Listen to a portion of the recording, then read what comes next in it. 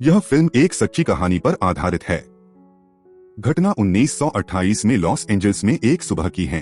Christine Collins ने अपने 9 वर्षीय बेटे वाल्टर को जगाया। वे दोनों एक साथ रहते हैं। माँ अपने बेटे को स्कूल छोड़कर काम पर जाती है। क्रिस्टीन एक कंपनी में एक टेलीफोनिस्ट है। उसका पूरा दिन ऑफिस में बड़ी तेजी से बीतता है। जब क्रिस्टीन अपने बेटे को स्कूल से लेने गई तो उसने पूछा कि उसके पैदा होने के ठीक बाद उसके पिता ने उन्हें क्यों छोड़ दिया। क्रिस्टीन ने बताया कि उसके पिता को परिवार की जिम्मेदारी लेने से डर लगता था। क्रिस्टीन ने अपने बेटे से प्रॉमिस किया कि कल वे एक साथ मूवी देखने जाएंगे। अगले दिन सुबह उसको ऑफिस से फोन करके बुला लिया जाता है। क्रिस्टीन ऐसा नहीं करना चाहती थी क्योंकि आज शनिवार था, लेकिन उसे ऑफिस जाने के लिए सहमत होना पड़ा और मूवी की प्लान को अगले दिन के ऊपर डालना पड़ा। वाल्टर उसका बेटा बहुत परेशान था, लेकिन क्रिस्टीन काम करने के बाद जल्द ही लौटने का वादा करती है। शाम को जब 5 बजे क्रिस्टीन घर जाने वाली थी, तभी उसका बॉस बेन हैरिसन उसे आवाज लगाकर रोक लेता है। वह कहता है कि कंपनी उसके काम से बहुत खुश है। पहला वह क्रिस्टीना को काम पर रखने के बारे में संदिग्ध थे। फिर क्रिस्टीना की बस छूट जाती है और वह देरी से घर पहुंचती है। वाल्टर ने अपना दोपहर का भोजन भी नहीं किया था। फ्रिज में ही सब कुछ पड़ा था। क्रिस्टीन अपने बेटे की तलाश के लिए बाहर जाती है, लेकिन किसी ने भी बच्चे को देखा नहीं था। फिर क्रिस्टीन पुलिस को फोन करती है। पुलिस अधिकारी ने कहा कि वे लापता लोगों की तलाश तब तक शुरू नहीं करते जब तक कि उन्हें गायब हुए 24 घंटे बीत नहीं जाते। उसे सुबह तक इंतजार करना होगा। क्रिस्टीन बेप्सी में रोने लगती है। अगली सुबह एक पुलिस वाला आता है। पादरी कहते हैं कि बेईमान लॉस एंजल्स अधिकारी उसको ढूंढने के लिए कुछ भी नहीं करेंगे। वे अधिकारी सिर्फ अपने प्रॉफिट के बारे में सोचते हैं, पर कोई काम नहीं करते। शेरिफ जेम्स डेविस पास्टर को रेडियो पर सुनकर बड़ा दुखी होता है। वाल्टर के गायब होने के कई सप्ताह बीत चुके हैं।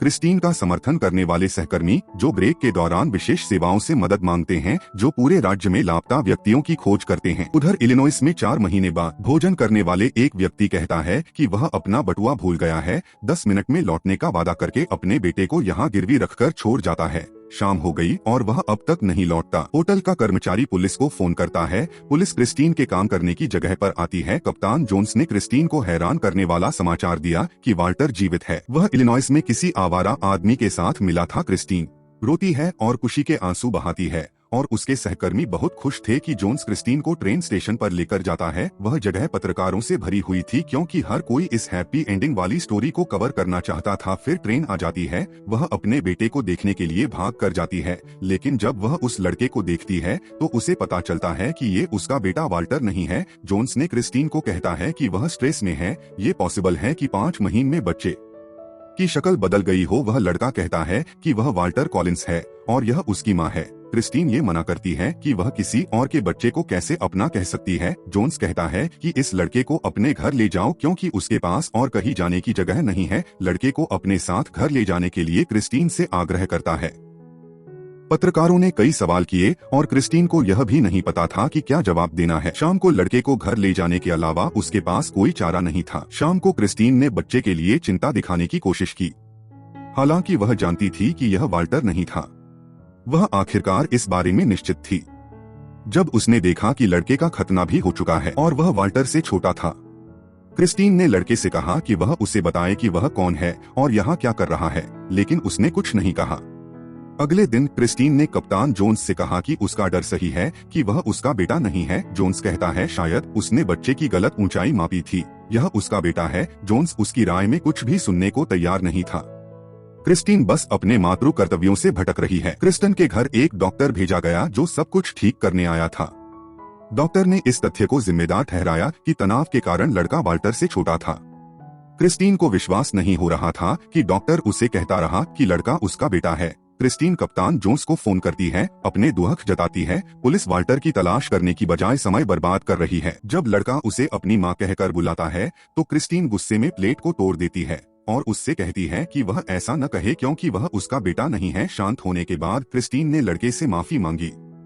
आखिर वह तो बस एक बच्चा है और उसे नहीं पता कि वह क्या कर रहा है। पता नहीं क्यों लड़का वाल्टर होने का दावा कर रहा है। सुबह क्रिस्टीन को पादरी गुस्ताव का फोन आता है। पादरी उसे सलाह देता है कि वह आज सुबह का अखबार पढ़े और फिर उसके पास आए। समाचार पत्र में क्रिस्टन ने एक लेख पढ़ा कि कैसे वह अपने ही बेटे की देखभाल करने से इनकार करती है। माना जाता है कि पुलिस विभाग वाल्टर की सुरक्षा के बारे में चिंतित है, जो अपर्याप्त रूप से वापस आ गया है। पादरी ने समझाया कि पुलिस ने ऐसा इसलिए किया क्योंकि वे अपनी गलती को स्वीकार नहीं करना चाहते थे। ब्रेक लैब इसे वैसे ही नहीं छोड़ने वाला था, ऐसा इसलिए क्योंकि लॉस एंजल्स में पुलिस का अराजकता का एक लंबा इतिहास रहा है। पुलिस क्रिस्टीन को शर्मिंदा करने के लिए कुछ भी करेगी, लेकिन पादरी उसकी मदद करने को तैयार है। बाल रोग विशेषज्ञ डेंटिस्ट लड़के की जांच करके कहता है कि यह वाल्टर नहीं था क्योंकि उसका काटने का निशान पूरी तरह से अलग था। डॉक्टर औपचारिक रिपोर्ट लिखने को तैयार हो गया। स्कूल टीचर श्रीमती फॉक्स ने कहा कि यह वाल्टर नहीं है क्योंकि इस लड़के को कुछ भी याद नहीं है। श्रीमती फॉक्स लिखित साक्ष्य पेश करने और अदालत में इसकी पुष्टि करने के लिए तैयार है। यदि आवश्यक हो तो ब्री क्लब ने क्रिस्टीन को कहा कि वह आज उसके रेडियो पर आने की उम्मीद कर रहा है, और अब उन्होंने पत्रकारों से बात करते हुए कहा कि पुलिस की गलती की वजह से उसके रियल बेटे की तलाश बंद हो गई। ये सुनने पर जोन्स बहुत गुस्से में था और उसने क्रिस्टीन को यहाँ लाने के लिए सहायक को आदेश दिया। जोन्स ने क्रिस्टीन से कहा कि उसने उन सभी को गलत साबित किया है। वह इस बात पर जोर देता रहा। क्रिस्टीन अपनी मातृ जिम्मेदारियों से बचना चाहती थी या वह बस पागल थी, जिसका अर्थ था कि वह लॉस एंजल्स की सड़कों पर खुली छोड़ने को नहीं थी। जोन्स ने नर्स को बुलाया और आदेश दिया कि क्रिस्टीन को मानसिक अस्पताल ले जाया जाए। उन्होंने उसकी मर्जी के खिलाफ उसे एक कार में डाल दिया और जबरदस्ती इलाज के लिए अस्पताल ले गए। क्रिस्टीन वहां कहती है कि पुलिस को यहां बुलाया जाए, लेकिन कर्मचारियों ने सोचा कि महिला पागल है। उसे नहलाया गया और पूरी जांच की गई और फिर कमरे में लाया गया। क्रिस्टीना ने प्रशासन से बात करने या फोन करने की अनुमति मांगी, लेकिन यहाँ मरीजों को कोई अधिकार नहीं है। उसकी रूममेट वही शब्द दोहराती रही और इसने क्रिस्टीन को पागल कर दिया। इस बीच जासूस लेस्टर ने उस आदमी से पूछा जो उत्तर की दिशा में रांच में जाना है। जासूस इस बात से अनजान था कि उस आदमी की गाड़ी की बैक में एक गन थी। इसके अलावा वह बहुत घबराया हुआ अभिनय कर रहा था। लेस्टर एक छोटे लड़के की तलाश में रांच पर पहुंचा। पुलिस को देखते ही लड़का भाग गया और खुद को घर में बंद कर लिया। लेस्टर के पास सैमफोर्ड क्लार्क की गिरफ्तारी का वारंट था, इसलिए उसे दरवाजा तोड़ने का अधिकार था। जासूस ने घर में चारों ओर देखा। अचानक लड़के ने उस पर हमला किया, लेकिन लेस्टर को बेअसर करने और उसे गिरफ्तार करने में कोई परेशानी नहीं हुई। सच यह है कि लड़का अवैध रूप से अमेरिका में है और उसे वापस कनाडा भेज दिया जाना चाहिए। ब्री ग्लीब चिंतित है कि क्रिस्टीन उसके रेडियो शो पर नहीं आई, जिसे पादरी जानता था। पादरी कहता है कि शायद उसके साथ कुछ हो गया है। इसी बीच सड़क वाला आदमी ट्रेन स्टेशन पर टिकट लेने पहुंचता है। अस्पताल में नाश्ते का समय था। क्रिस्टीन कुछ भी नहीं खाना चाहती थी।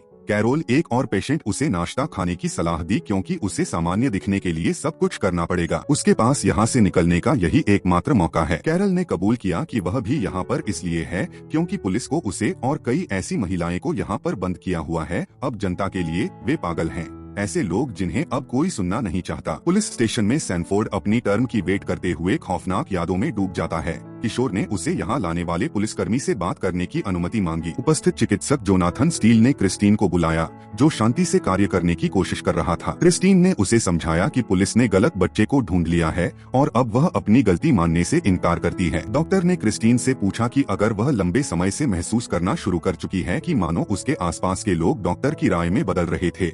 क्रिस्टीन ने अपनी कल्पनाओं और वास्तविकता के बीच अंतर नहीं किया। लेस्टर सैमफोर्ड से बात करने को सहमत हो जाता है और किशोर उसे अपने चचेरे भाई गॉर्डन नॉर्थगेटे, जो कि रांच का मालिक था, उसके बारे में बात करने लगा। सैमफोर्ड को देर से एहसास हुआ कि वह गॉर्डन के जाल में फंस गया है, उसे भयानक चीजें करने के लिए मजबूर कर रहा है। लेस्टर को समझ में नहीं आया कि क्या हो रहा है। वह चौंक गया जब सैमफोर्ड ने कहा कि वे बच्चों का शिकार कर रहे हैं और उनकी जान ले रहे थे। सैमफोर्ड ऐसा नहीं करना चाहता था, लेकिन गॉर्डन ने उसे धमकी दी। किशोर के अनुसार लगभग 20 पीड़ित थे, उनमें से 1 या 2 गॉर्डन से बचने में कामयाब रहे। कैसे वह और गॉर्डन एक दिन एक और अपराध की तैयारी कर रहे थे और जल्द ही सड़क पर लड़के को देखा। गॉर्डन ने उस बच्चे को कहा कि उसके माता पिता एक दुर्घटना में हैं और उन्हें तुरंत अस्पताल जाने की जरूरत है। उस लड़के ने एक और लड़के को कार में देखकर आराम महसूस किया और कार में सवार हो गया। वहां वे पीड़ितों को हेन हाउस में बंद कर देते थे। उनमें से प्रत्येक का अंत वर्तमान में भयानक था। सैमफोर्ड रोया क्योंकि उसका मतलब किसी को कोई नुकसान पहुंचाना नहीं था। जासूस ने सैम को लापता लड़कों की तस्वीरें दिखाईं और उन्हें चित्रों की सावधानी पूर्वक जांच करने के बाद किसी की पहचान करने के लिए कहा। सैम उनमें से कुछ को एक अलग ढेर में रख देता है। उनमें से 9 साल का वॉल्ट कॉलिंस की तस्वीर जासूस को देकर बात बता देता है। डिटेक्टिव लेस्टर कप्तान जोन्स से बात करता है। जोन्स कहता है कि लड़का यह सब बना रहा था। ब्रेग लीब और प्रदर्शनकारियों की भीड़ पुलिस स्टेशन को घेर लेती है। जोन्स लेस्टर से कहता है किसी से कुछ भी नहीं कहना और सैमफोर्ड को यहाँ लाने को कहता है। ब्रेग लीब यह जानने की कोशिश करता है कि उन्होंने क्रिस्टीन कॉलिंस के साथ क्या किया। और उसे किस कारण से मेंटल अस्पताल में रखा गया है, पादरी तुरंत समझ गया कि क्या हुआ था। क्रिस्टीन ने अपनी दवा लेने से इनकार कर दिया और दावा किया कि हम स्वस्थ हैं। उपस्थित चिकित्सक ने मांग की कि वह एक दस्तावेज पर हस्ताक्षर करे जिसमें कहा गया है कि पुलिस को उसका असली बेटा मिल गया है। क्योंकि क्रिस्टीन ने ऐसा करने से मना कर दिया था, इसलिए चिकित्सक उसे जबरदस्ती ले जाते हैं और उसे दवा लेने के लिए मजबूर करते हैं। कैरल क्रिस्टीन की सपोर्ट में के लिए खड़ी होती है और जोनाथन पर हमला करती है। उसे उपचार कक्ष में ले जाया गया और बाद में बिजली के झटके चिकित्सा के अधीन दिए जाते हैं। फिर क्रिस्टीन बेहोश कैरल को ले जाते हुए देखती है। फिर डिटेक्टिव लेस्टर सैम को थाने से ले गया और दोनों साथियों को अपने साथ चलने को कहता है। इसी बीच क्रिस्टीन अपने कमरे से कैरल को मिलने गई। वह उसकी बहुत आभारी है कि उसने उसकी हेल्प करने की कोशिश की। उसके लिए कैरल चाहती है कि क्रिस्टीन मुक्त होकर अपने बेटे को ढूंढे। लेस्टर और उसके साथी रांच पर लौट आते हैं, खोज शुरू कर देते हैं। तब लेस्टर ने सैम को यह दिखाने के लिए कहा कि उन्होंने अवशेषों को कहां दफनाया है। सैम ने फावड़ा लिया और खुदाई शुरू कर दी। जब पुलिस ने वास्तव में अवशेषों को देखा तो वे चौंक गए। लेस्टर ने पूरे काउंटी पुलिस बल को यहाँ पर पहुँचने का आदेश दिया। सैम बहुत रोया और लेस्टर उसे शांत करना शुरू कर देता है। 6 दिन बीत गए। चूंकि क्रिस्टीन ने अभी भी अपनी दवा लेने से इनकार कर दिया, डॉक्टर ने उपचार के एक अन्य तरीके को इलेक्ट्रोकॉन्वल्सिव थेरेपी का प्रयास करने का फैसला किया। किस्मत से ब्रीग लीप समय पर वहां आ जाता है। उन्होंने मुख्य चिकित्सक से कहा कि अखबार में लिखे लेख को पढ़े के लिए क्रिस्टीन को रिहा कर दिया गया है। जोनाथन ने उस अखबार को पकड़ा हुआ था जिसमें रांच में भयानक खोज के बारे में लिखा गया था। जब क्रिस्टीन बाहर जाती है और सुनती है कि वाल्टर शायद जीवित नहीं है, वह लगभग बेहोश हो जाती है। डेविस जोन्स को हर चीज के लिए ब्लेम करता है। जनता नाराज है क्योंकि न केवल हम वाल्टर को ढूंढ पाए बल्कि उसकी मां को एक मानसिक अस्पताल में भर्ती करा दिया। जोन्स को अपनी गलती माननी पड़ी। डिटेक्टिव लेस्टर उस लड़के से प्रश्न करता है जो अपने आप को वाल्टर कह रहा था। लड़का स्वीकार करता है कि उसे सिर्फ लॉस एंजल्स जाना था। ब्रीग लीप क्रिस्टीन की सपोर्ट करने के लिए सब कुछ जानना चाहता था। क्रिस्टीन अब डरती नहीं है क्योंकि उसके पास खोने के लिए और कुछ नहीं था। इस बीच गॉर्डन अपनी बहन से मिलने के लिए आता है और कुछ दिन रहने की अनुमति मांगता है। जब वह बाथरूम के लिए जाता है तो दंपति पुलिस को फोन कर देते हैं। जल्द ही गॉर्डन को पुलिस पकड़ लेती है। ब्री क्लब क्रिस्टीन को अपने मित्र श्रीमान हान से मिलवाता है जो कि एक लॉयर है। क्योंकि पुलिस विभाग ने सारा दोष उस बच्चे पर रख दिया है और क्रिस्टीन पर गलत व्यवहार को मढ़ने का इरादा कर लिया है तो उसे पुलिस पर मुकदमा करना चाहिए। लॉयर हान अदालत में उसका केस लड़ेंगे। ब्री ग्लीब, हान और क्रिस्टीन एक आदेश लेकर मानसिक अस्पताल में जाते हैं कि प्रशासन ने सभी महिलाओं को रिहा कर दिया है जिन्हें पुलिस ने बंद कर रखा था। क्रिस्टीन और कैरल मुस्कुराने लगती है और दूसरी तरफ गॉर्डन को गिरफ्तार कर लिया गया है। वह पत्रकारों से कहता है कि वह कहीं पर छुपा हुआ नहीं था, लेकिन पुलिस वैसे भी अपना काम नहीं कर रही थी। गवर्नर ने जेम्स डेविस को कहा कि लोग अधिकांश पुलिस अधिकारियों के इस्तीफे की मांग कर रहे हैं जिन्होंने अपना काम अच्छी तरह से नहीं किया। क्रिस्टीन हैरान थी कि शहर के लोग उसके समर्थन में प्रदर्शन करने के लिए इकट्ठा हो रहे थे। इन लोगों में क्रिस्टीन का बॉस भी था। सभी फेयर जस्टिस की मांग कर रहे थे। अदालत कक्ष में भीड़ थी क्योंकि पुलिस विभाग से कोई भी सुनवाई के लिए नहीं आया था। न्यायाधीश ने कोर्ट को स्थगित कर दिया और हान क्रिस्टीन को तुरंत दूसरे अदालत के कक्ष में ले गए जहां भीड़ कम थी और कुछ ही लोग थे। फिर गॉर्डन को अदालत कक्ष में ले जाया गया। उसने क्रिस्टीन को तुरंत ही पहचान लिया जिसकी तस्वीर उसने अखबार में देखी थी और गॉर्डन ने उसे बहादुर कहा। गॉर्डन अपनी गलती मानने से इनकार कर देता है और कप्तान जोन्स जल्द ही अपने अपराध को स्वीकार करने से इनकार कर देता है। उसके अनुसार क्रिस्टीन अपर्याप्त व्यवहार कर रही थी। यही वजह थी कि पुलिस को उसकी बातों पर विश्वास नहीं हुआ कि लड़का उसका बेटा नहीं था। अदालत कक्ष में सभी लोगों ने सोचा कि जोन्स के बहाने हास्यास्पद हैं। उस लड़के का असली नाम पता चल जाता है जो अपने आप को वाल्टर कहता है। पता चला कि उसका नाम आर्थर हचिंस है और उसका परिवार आयोवा में रहता है। आर्थर की असली माँ अपने बेटे को घर लेने आई हुई थी। कई दिनों तक सुनवाई चलती रही। सभी गवाहों का साक्षात्कार लिया गया। ब्री क्लब क्रिस्टीन से मिलने आता है जो अभी भी उम्मीद नहीं छोड़ती। यह कहना असंभव है कि निश्चित रूप से वाल्टर के साथ जो हुआ शायद सैमफोर्ड गलत था और क्रिस्टीना कभी भी नहीं हारेगी। कोर्ट ने आदेश दिया कि कैप्टन जोन्स को सेवा से छुट्टी दे दी जाए। नागरिकों को रखने की प्रक्रिया और मानसिक संस्थानों को भी बदला जाएगा। जूरी भी अपना फैसला देने के लिए तैयार थी। फैसले में गॉर्डन को सर्वसम्मति से दोषी पाया गया। पुलिस प्रमुख जेम्स डेविस को भी रिटायर्ड कर दिया गया। फैसले को पढ़ने से पहले गॉर्डन को अंतिम शब्द कहने को कहा गया। उसने कहा कि यह एकमात्र व्यक्ति क्रिस्टीन है जिसके परिणामस्वरूप उसे मृत्युदंड की सजा सुनाई गई है। जल्द ही 2 साल में सजा पर अमल होगा। क्रिस्टीन जल्दी ही अपने काम पर लौट आती है। अपने ब्रेक के दौरान वह विभिन्न गुमशुदा व्यक्तियों के संगठनों को फोन करना जारी रखती है। हान क्रिस्टीन के पास आते हैं कि गॉर्डन अपने मौत की सजा से पहले उससे बात करने की इच्छा व्यक्त की है। शायद वह आखिरकार सच बोल ही दे। मरने से पहले बिना किसी हिचकिचाहट के हन्ना को इस बैठक की व्यवस्था करने में बहुत परेशानी हुई है। उन्हें सिर्फ 20 मिनट का समय दिया गया। क्रिस्टीन सच सुनने के लिए तैयार थी। गॉर्डन उसके वास्तव में आने की उम्मीद नहीं कर रहा था, इसलिए उसने बात करने से मना कर दिया। क्रिस्टीन बिना जवाब के यहाँ से जाने वाली नहीं थी, लेकिन गॉर्डन उसकी भावनाओं का मजाक उड़ाता रहा। अगर वाल्टर जीवित है तो उसने उसे कभी नहीं बताया। अगली सुबह सजा सुनाई जानी थी। क्रिस्टीन वहाँ मौजूद थी। गॉर्डन बहुत डरा हुआ था। वह दूसरों से उसकी आत्मा की शांति की प्रार्थना के लिए कह रहा था। सजा सुनाई गई।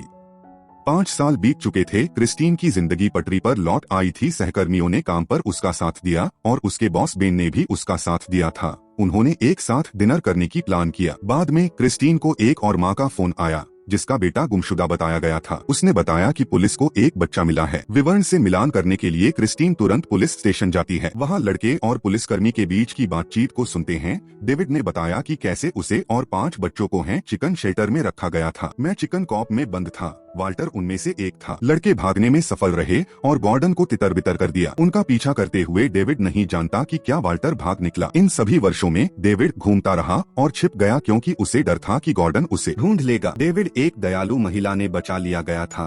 क्रिस्टीन उसके माता पिता के साथ डेविड के सुखद पुनर्मिलन को देखा। डिटेक्टिव लेस्टर हैरान था कि क्रिस्टीन का फिलहाल अपनी खोज को छोड़ने का कोई इरादा नहीं था। उसके पास कुछ था, वह थी होप। बाकी सब कुछ वह खो चुकी थी। बाद में हमें कहानी के असली नायकों के बारे में बताया जाता है। क्रिस्टीन कोलिंस ने जीवन भर अपने बेटे की तलाश करना बंद नहीं किया।